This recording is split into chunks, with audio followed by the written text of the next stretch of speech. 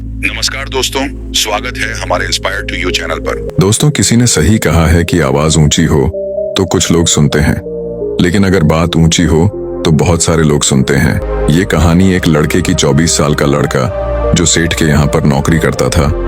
उसके माँ बाप इस दुनिया में नहीं थे। जिंदगी बड़ी परेशानी में चल रही थी। वो जाता था, रोजाना पैसे कमा करके घर आता था, खाना बनाता था, खाता था, सो जाता था।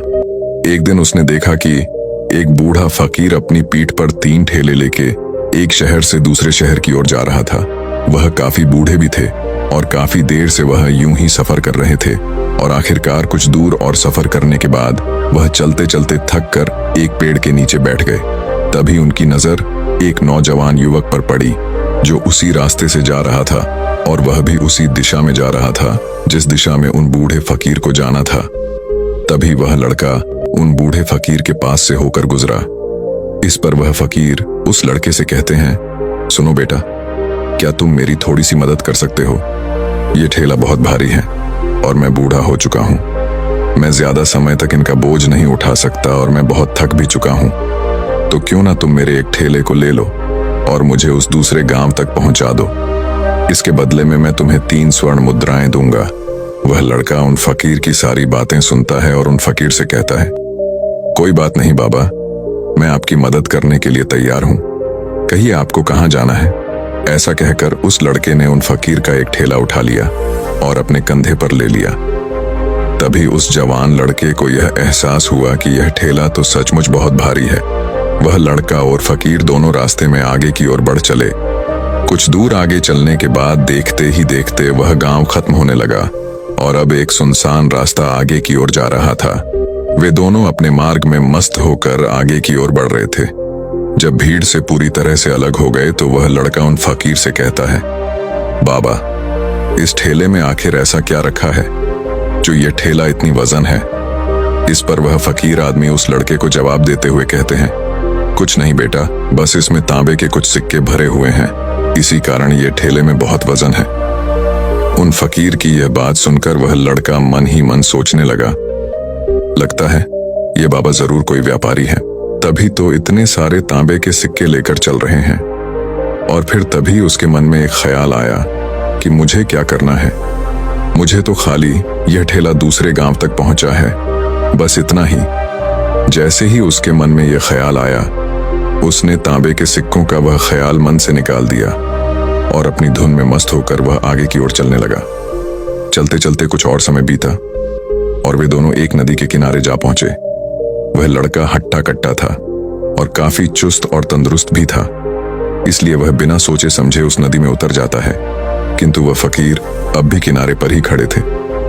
इस पर वह लड़का उन फकीर से कहता है, क्या हुआ बाबा, चलिए आइए, हमें यह नदी पार करनी होगी, तभी तो हम उस गांव तक पहुंच पाएंगे। इस पर वह फकीर उस लड़के से कहते हैं, मैं जानता हूं बेटा कि हमें यह नदी पार करनी ही होगी, लेकिन जैसा कि तुम जानते हो मैं अब बूढ़ा हो चुका हूं और 2-2 ठेले लेकर मैं यह नदी पार नहीं कर सकता।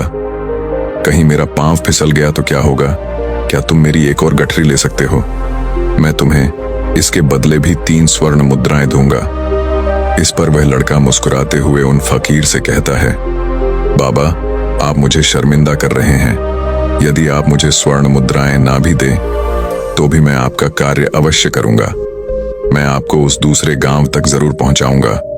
इस पर वो फकीर मुस्कुराते हुए उस लड़के से कहते हैं, बेटा, तुम तो बड़े ही भले इंसान लगते हो। इतना कहकर उन्होंने वह दूसरी गठरी भी उस लड़के को थमा दी। उस लड़के ने जब वह दूसरी गठरी अपने कंधे पर रखी तो वह गठरी भी उसे बहुत ज्यादा भारी लगी, लेकिन उसने वहां पर कुछ नहीं कहा। जैसे तैसे उन दोनों ने नदी पार की। नदी पार करने के बाद बातों बातों में ही उस लड़के ने उन फकीर से कहा, बाबा, आखिर इस दूसरी गठरी में क्या है? ये गठरी भी बहुत वजन है। इस पर वह फकीर उस लड़के को जवाब देते हुए कहते हैं, बेटा, इसमें चांदी के सिक्के हैं, इसी कारण यह गठरी भी बहुत वजन है।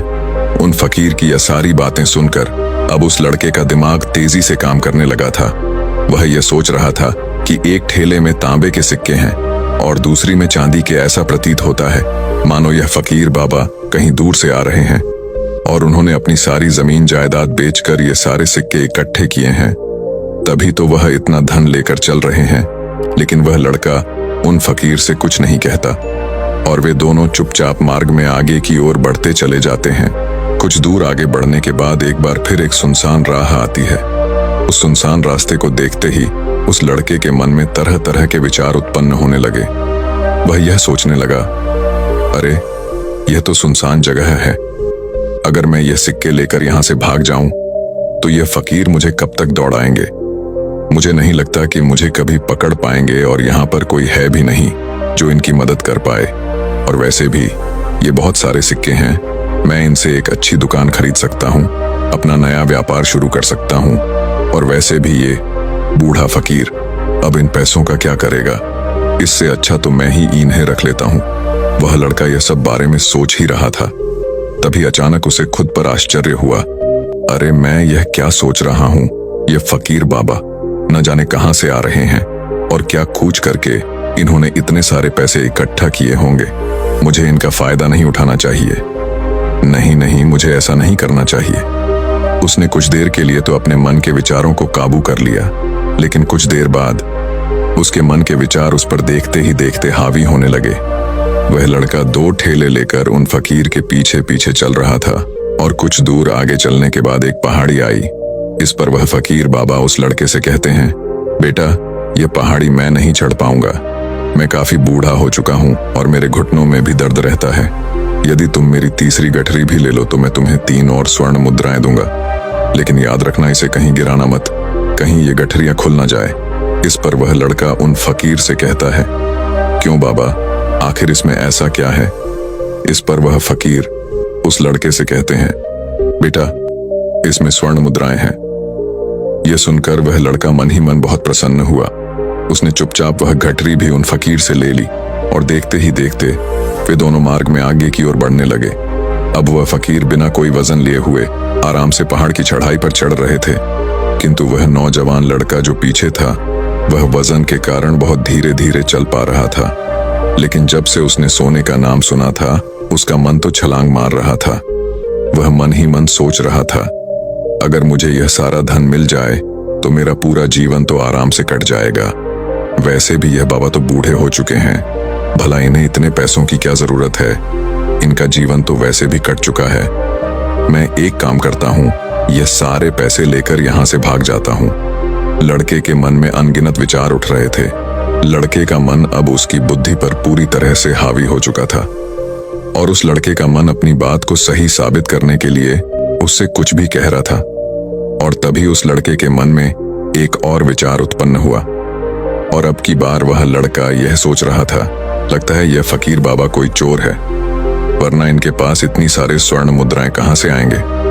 अगर ये कोई व्यापारी होते तो भला ये इस तरह से पैदल यात्रा तो नहीं करते, और अगर इनके पास इतने सारे पैसे थे तो ये कोई ना कोई साधन भी तो अवश्य कर सकते थे। लगता है ये कोई चोर है और चोर से चोरी करने में भला क्या बुराई है। ये सोचता हुआ वह लड़का अब उन फकीर से तेजी से आगे की ओर बढ़ रहा था और देखते देखते वह फकीर से आगे भी निकल चुका था। और वह यह सोच रहा था कि जैसे ही इस पहाड़ की ढलान आएगी मैं 3 गठरियां लेकर भाग जाऊंगा। इससे ये सारे पैसे मेरे हो जाएंगे और मेरी गरीबी भी हमेशा हमेशा के लिए दूर हो जाएगी। मैं जो चाहूंगा मैं वो कर पाऊंगा, मेरे पास बहुत सारा धन होगा। और देखते देखते वह दोनों पहाड़ की चोटी पर पहुंच गए और अब ढलान का रास्ता शुरू होने वाला था। तभी वह लड़का उन फकीर से नजरें बचाकर वह 3 गठरियां लेकर भागता हुआ आगे बढ़ गया। अब उसे अपना शरीर बहुत हल्का महसूस हो रहा था, मानो उसे उन 3 ठेलों का वजन तक न मालूम पड़ रहा हो। काफी दूर दौड़ते दौड़ते किसी तरह से वह अपने आप को बचते बचाते अपने घर पहुंचा। उसकी खुशी का कोई ठिकाना नहीं था। उसने सोचा, क्यों ना मैं जल्दी जल्दी इन गठरियां में से वो सारे पैसे निकाल लूं। यह सोचकर जब उसने गठरियां खोली तो पहली गठरी में उसे लोहे से जंग भरे हुए सिक्के मिले। यह देखकर उसे यकीन नहीं हुआ। इस पर उसने फटाफट दूसरी गठरी भी खोल डाली, उसमें भी उसे लोहे के जंग लगे हुए सिक्के ही निकले। यह सब देखकर वह लड़का बड़ा हैरान था। आखिर यह सब क्या हो रहा है? उन फकीर ने तो मुझसे और ही कुछ कहा था। अब उसने वह सोने वाली गठरी खोली और उसमें भी लोहे के जंग लगे हुए सिक्के ही निकले। यह देखकर वो लड़का बड़ा क्रोधित हुआ। उसने सोचा, उन फकीर ने मुझसे झूठ क्यों कहा? उन्होंने मुझसे ऐसा क्यों कहा कि एक में तांबे के सिक्के हैं, एक में चांदी के और तीसरे में स्वर्ण मुद्राएं हैं? वह यह सब सोच ही रहा था कि तभी उसकी नजर उस थैले में पड़े एक पत्र पर पड़ी। उसने वह पत्र उठाया और उस पत्र में लिखा था, यह पूरा नाटक ईमानदार व्यक्ति की खोज करने के लिए रचा गया है और मैं इस राज्य का राजा हूँ।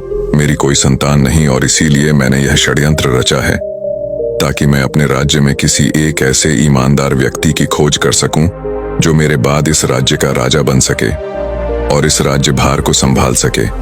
और इस राज्य का भार वही संभाल सकता है जो पूरी तरह से ईमानदार हो, जिसके मन में किसी प्रकार का कोई लालच ना हो। इतना पढ़ते ही वह लड़का जोर जोर से चिल्लाने लगा। वह सर पकड़कर बैठ गया। वो यह जानता था कि यदि वह अपने मन के विचारों पर काबू कर लेता तो उसका जीवन संवर सकता है, लेकिन वह अपने मन के विचारों पर काबू नहीं कर पाया। दोस्तों, महात्मा बुद्ध कहते हैं कि मन ही सब कुछ है। आप जो सोचते हैं वही बनते हैं। इसलिए आपका सबसे बड़ा दुश्मन भी आपको उतना नुकसान नहीं पहुंचा सकता जितना कि आपके मन के यह अनियंत्रित विचार पहुंचा सकते हैं। महात्मा बुद्ध कहते हैं, अपने भीतर ध्यान से देखो। हमारे भीतर जो विचार चल रहे हैं वही विचार शब्द बनते हैं और शब्द कर्म के रूप में प्रकट होते हैं। बार बार दोहराने पर कर्म बर्ताव में बदलता है और धीरे धीरे समय के साथ बर्ताव चरित्र में परिवर्तित हो जाता है और यही चरित्र हमारे भाग्य का निर्माण भी करता है। इसलिए हमें हमेशा अपने विचारों के प्रति सजग होना बहुत आवश्यक है। हमें जागरूक होना बहुत आवश्यक है। हमें यह जानना जरूरी है कि हमारे मन में किस प्रकार के विचार आ रहे हैं। आगे महात्मा बुद्ध कहते हैं कि कमजोरी हमेशा छोटे विचार से शुरू होती है।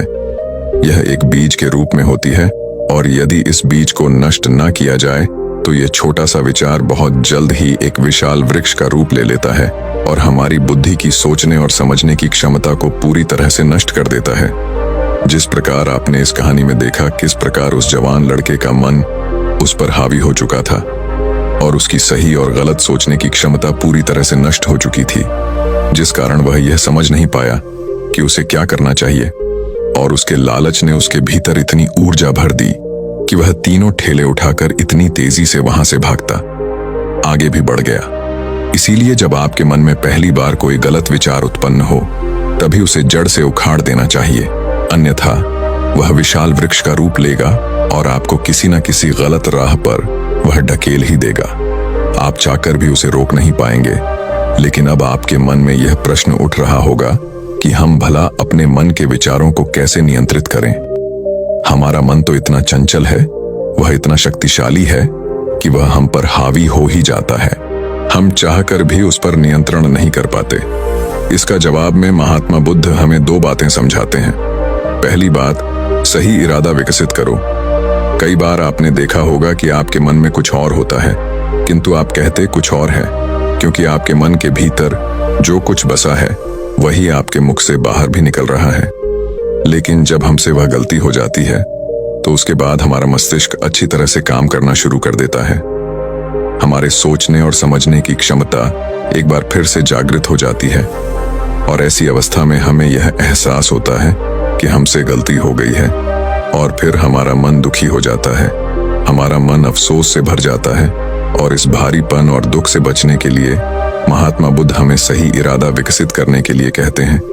इसके लिए जब भी आप कोई कार्य करने जा रहे हो तो सबसे पहले आपको यह खुद से पूछना चाहिए कि जो कुछ भी मैं करने जा रहा हूँ इसके पीछे मेरा इरादा क्या है। क्या मैं दूसरों को दुख पहुंचाना चाहता हूँ या दूसरों को नीचा दिखाने जा रहा हूँ या मुझे खुद को ऊपर उठाना है। खुद से सवाल कीजिए, खुद को जागृत कीजिए। जब आप इरादों के प्रति सचेत होने लगेंगे, जब आप विचारों के प्रति सजग होने लगेंगे, तभी आपके भीतर सकारात्मक ऊर्जा का प्रवाह होगा। तभी आप सकारात्मक इरादों से जुड़ने लगेंगे और आपके मन के भीतर बसी हुई वह नकारात्मक ऊर्जा और नकारात्मक इरादे दिन ब दिन कम होने लगेंगे। परंतु याद रहे, आपको यह हर रोज करना होगा और आपको यह हमेशा ध्यान रखना होगा कि आपको केवल अच्छा सोचना है। आपके इरादे हमेशा अच्छे होने चाहिए, तभी आप दुख और तकलीफों से बच सकते हैं। अन्यथा आप इसी तरह से दुख और तकलीफों में घिरे ही रहेंगे और आप कभी इससे निकल नहीं पाएंगे। दूसरी बात, मन के प्रति सजगता विकसित करो, जिससे आपका मन देखते देखते शांत होगा। और आपके मन के भीतर बसी हुई वह नकारात्मक ऊर्जा, नकारात्मक विचार खत्म होने लगेंगे और आप शांति की ओर आगे बढ़ेंगे। और आपको इसके लिए बस इतना ही करना है कि इस पल में जो कुछ भी हो रहा है, आपकी आंखों के सामने आपके भीतर जो कुछ भी जैसा भी चल रहा है, बस उसे देखते रहना है।